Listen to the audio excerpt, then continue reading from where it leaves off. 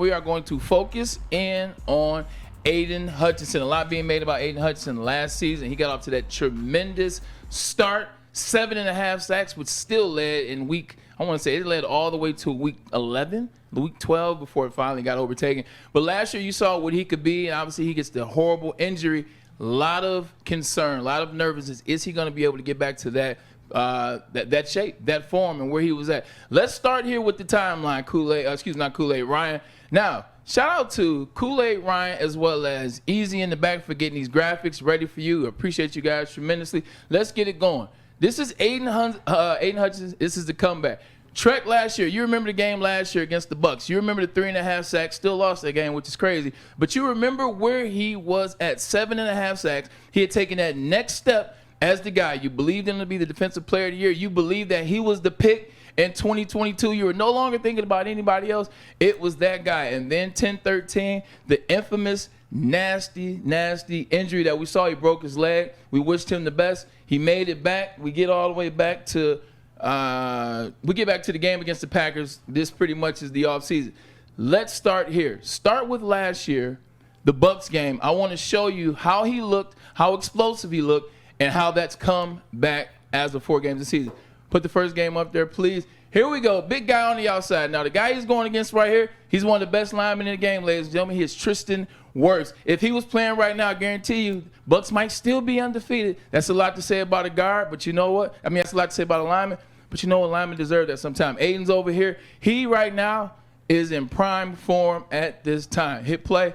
Watch the explosion. Like, once he starts, watch how fast he gets to the 5-yard mark on Tristan Wirfs. This is last year once again. You can see me. Watch how fast he gets to the 5-yard mark. Boom, boom, boom. And watch how rewind it a little bit. Watch when he puts his hand low, he gets low and he punches into Wirfs. Watch the punch into Wirfs. Here we go. Boom, boom, boom. Punch, punch. Oh, here we go. He legitimately is about to push this right tackle all the way back into Baker Mayfield. You see the rest of the play. That's a big man. This is a big man, but this is a bigger man. This is a bigger man in terms of how fast he is and what the strength is right now. Look at the rest of this play. Let it play out, Ryan. Appreciate you. Boom. Gets him out of the way. Got him to the point where he had one hand on him. Rewind it a little bit, Ryan.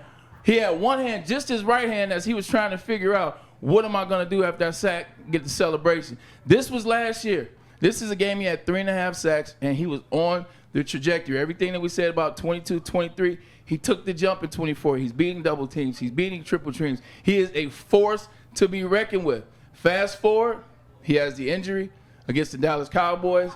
Has to sit out the whole season. And then it becomes questions to Doc, who we'll have on tomorrow. To us, what's it going to look like? What's that timeline? Is he going to be the player that he once was? Doc told you he'd be back game 4. I said game 4 is a good benchmark to where that mental meets that physical. Now, fast forward, he does everything that he's supposed to do. He gets back. He gets back for the start of the season. He was way before the season started. Was he ready to play? Go to the first game of the season, the Green Bay Packers. Go back to, all right, pause. Now, in this game, what's the conversation, Shep? Conversation is about Shep. First game back, Aidan Hutchinson. What's the thought process? How's he going to be recovering from the leg injury? Will he have the same burst?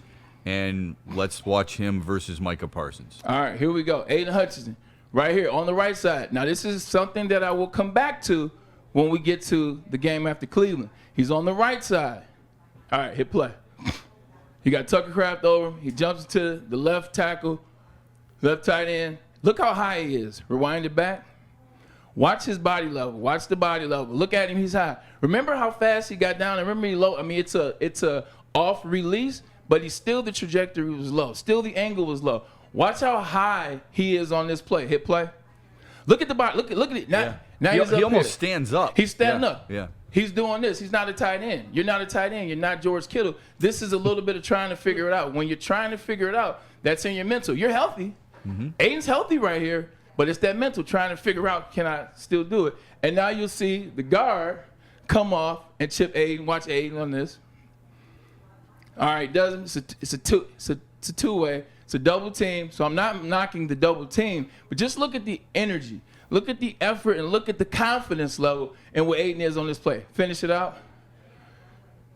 Just kind of goes through. Now he's okay, I'm beat. What's going on? Let me figure it out. Maybe get my hand up. Maybe do something. Running back one last time, and you don't have to pause it this time. Just watch the whole play and think everything that you thought going into the season. Will he look like he did against Tampa? Hit play. If I put this on film and told you that this would be the defensive player of the year, what would you tell me? No way. Only one play. Only one play. No disrespect. Only one play. But that play just didn't look like the same guy from that Tampa Bay Buccaneers game. It didn't. It did not look like the same guy. Okay? So now you're like, because you always talk about leverage with defensive players, especially for somebody like Aidan, who's so good, so good at getting low, getting the bend. He can do it in multiple ways. This is what you did not want to see. This is what makes you. But then remember what Doc told you. This is why we have the injury insider. This is why we have Dr. Jeff Pierce. This is why we have former guys that played in the NFL that have had major surgeries. 4 games. That's typically the mental. All right, cool. Here we go. Game 4. The Cleveland Browns. Now, what happened before this game, but we'll just stay on the 4-game trajectory. Aidan Hutchinson. On the left side for him, right side of the quarterback. Here's the big fella up top. And they move him, right, Braylon? He actually can decide which side he wants to play on. I'm glad you brought it up. We'll get that going right now. The reason why I said that on the last slide, pay attention to him on the right side. Aidan usually lines up on the left side, where he's lined up now. This is what he did in 22. This is what he did in 23. But in 24, at the start of the season, he started moving around. Aaron Glenn felt confident enough. Yo, Aidan can go where he wants to. They didn't just tell us that last year. That was the only thing. We didn't get to the part where Aaron Glenn says, hey, Aidan can do what he wants, because guess what happened? Aidan got hurt. Right. So the conversation never came back. Good. Will we get to the point where Aidan can go where he wants? Ladies and gentlemen, we got that question answered this season. Here you go. Run the play. This is a beauty to watch. It's just a beauty to watch. Just a beauty to watch in the sense of this is game 4, and you can see the difference in game 1 and game 4. I have a question in the back of the room.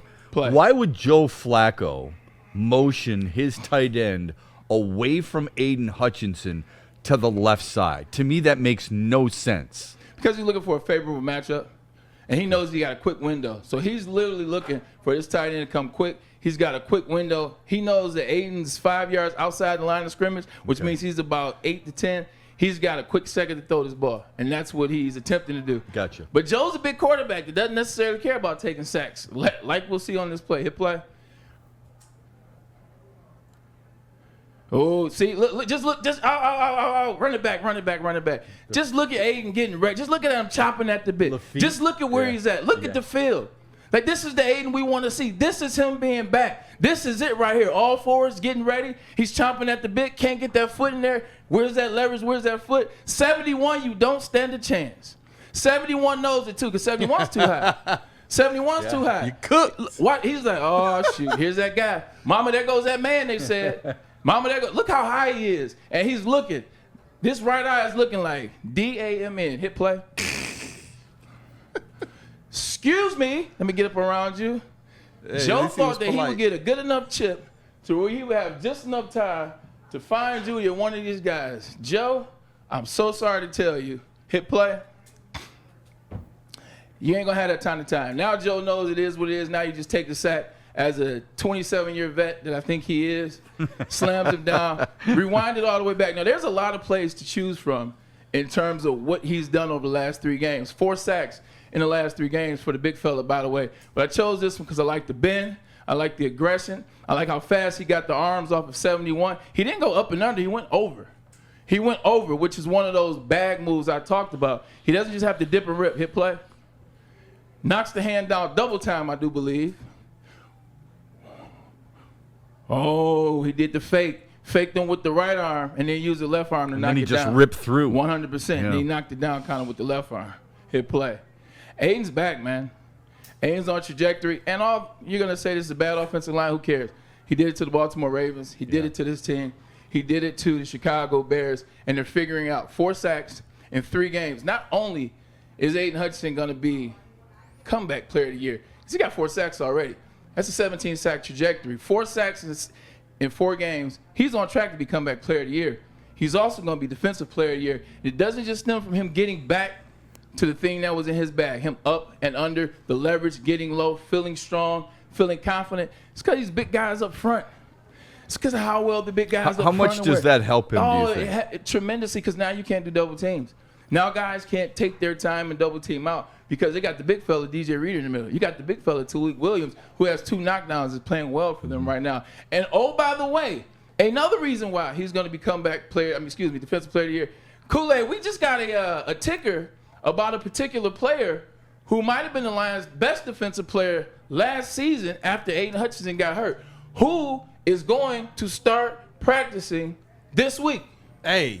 Who's going to start practicing this man. week? Put the Aleem graphic up there. McNeil. Who's practicing this week? Ladies and gentlemen, Let's get that up. Aleem McNeil. The practice window has started. You get big Aleem McNeil out there mixed in with Tariq Williams, mixed in with DJ Reader. Now you got guys having a consistent energy, a consistent motive, being spelled for Big Aidan. Man, and not to mention it seems as though they're finding a little something on that other side. Now, I don't know if I'm saying I agree with what they did this offseason, but I'm saying it's working thus far for the big fella who Ryan said they're the best sack tandem in the league, El-Quadin Muhammad and Aidan Hutchinson. But this is great news for the Detroit Lions. Now, this doesn't mean he's going to play this week. No. This doesn't mean he's dressing next week. This just means he can practice. He's going to start the process of getting in shape, getting in condition, and seeing what he can do and how fast he can go. Yep.